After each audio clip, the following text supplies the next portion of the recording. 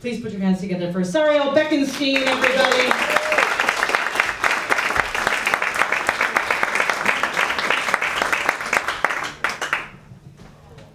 It was 1975. I'm in London. It's the eve of Yom Kippur. I just finished eating the last meal for the fast. And I was walking to the Marble Arch Synagogue, and when I got to the building, there was a large staircase going up, and people were lining up. So I joined the queue. And when I got to the door, the usher says to me, "Sir, do you have a ticket?" I said, "A ticket to a synagogue?" He said, "Yes, you need a ticket to a synagogue." I said, "Sir, I'm from Israel. I'm visiting here. I don't have a ticket." He says, "Well, if that's the case, just go upstairs, find yourself a standing room." So I went upstairs, and I find a spot,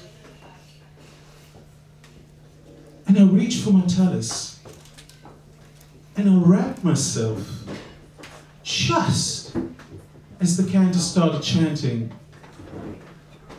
I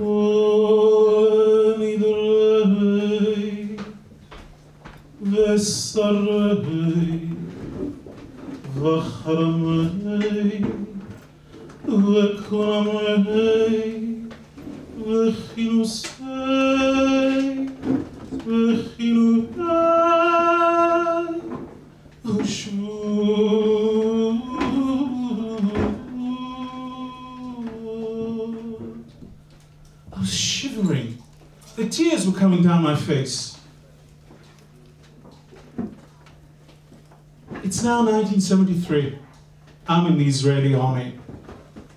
It's the eve of Yom Kippur. My commander says to us, "You've got 10 minutes. Go and get all your stuff and come back. There's an alert. There may be a war." I ran to my tent. I got everything, put it in the knapsack, came back after 10 minutes. And he said, "We're waiting for orders."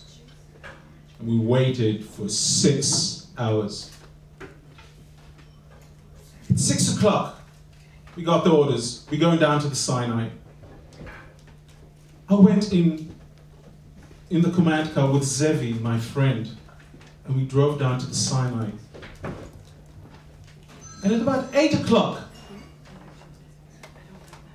Zevi says to me, "Hey, do you want a piece of chocolate?" I said, "Zevi, it's Yom Kippur, I'm fasting." He said, "You're kidding me. You driving on Yom Kippur and you're fasting? What's the point?" I said, "You know, there is a point." So I reached for the elite milk chocolate, and it was melting in my mouth. The next day, at 2 o'clock, the war started. A bomb fell about 25 meters away from us. And I said to my commander, "You know, it seems like they're aiming at us over here. Do we really have to be right here?" And he says, "Every bullet has an address." And then 2 minutes later, another bomb falls.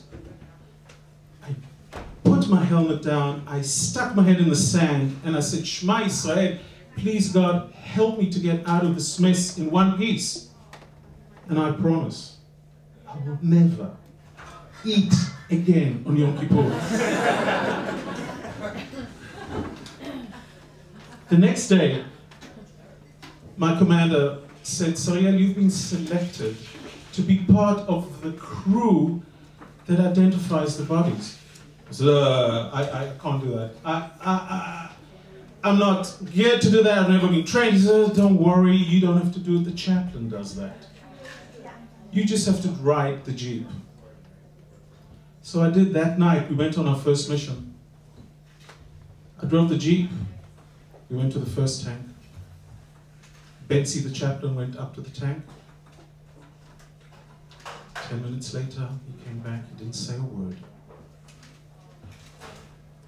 We went to the next tank. And we went to the next tank. And to the next tank. And here I'm looking at my watch and it's 10 minutes, it's 15 minutes, it's half an hour.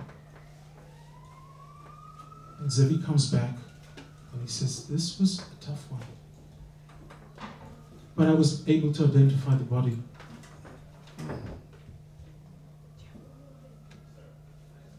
But I've got bad news. I said, I know, it's Zevi. He said, how'd you know? I said, I had this gut feeling that something happened to him last night when he didn't show up after the fight. And I started to cry. And I was shivering. So Zevi reaches back and takes a talus and he says, here, wrap yourself with the talit. It's now 2009. I'm at the Beit Daniel synagogue in Tel Aviv. It's the eve of Yom Kippur. I find my spot.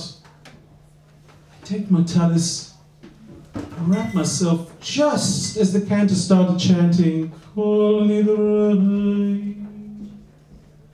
was crying. I was shivering. I just buried my mother that morning.